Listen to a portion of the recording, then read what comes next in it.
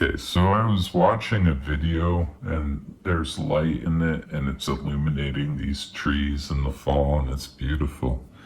And you could actually see the beams of light, like due to the way the camera is angled, you could see the beams, and it got me thinking that these light beams, they're not like neutrinos. Like light cannot pass through an object, whereas neutrinos and things like that actually do.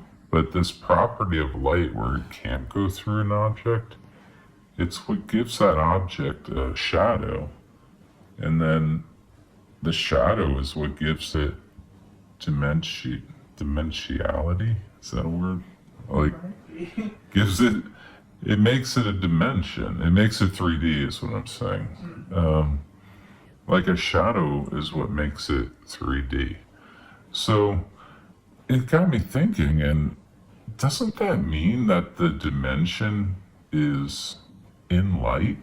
Like by light not being able to pass through objects, by it having that property, you get a dimension. But that's not how we think of it. We think of the z direction, the z-axis on a graph, meaning like depth. We think of it as a property of space or something like that. We think of it as, like the fabric is going out this way.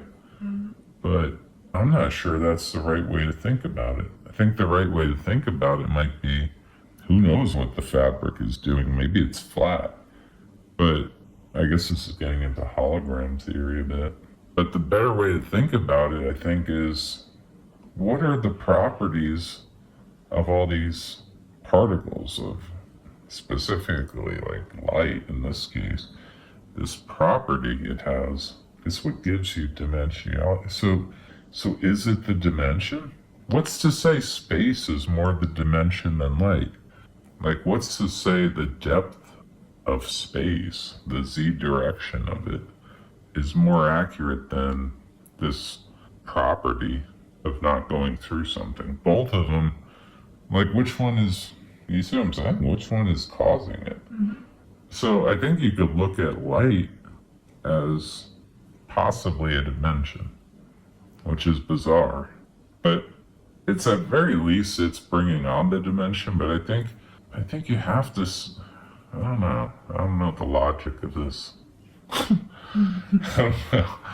don't know what the logic is. Like, it's hard to think about complex things in real time on a camera, because you're pretty much going to sound really stupid, like I do right now. Because I'm trying to think in real time which one brings about which.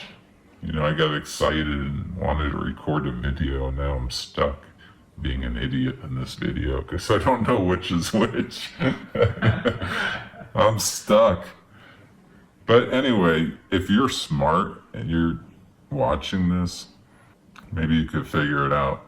And tell me down below which, like, how would you distinguish if we're actually going through space and space has a depth to it versus if it has no depth and light has a property of not going through objects in the fields we live in, and that brings about this property of depth or an illusion of depth or whatever you want to call it, brings about the z direction.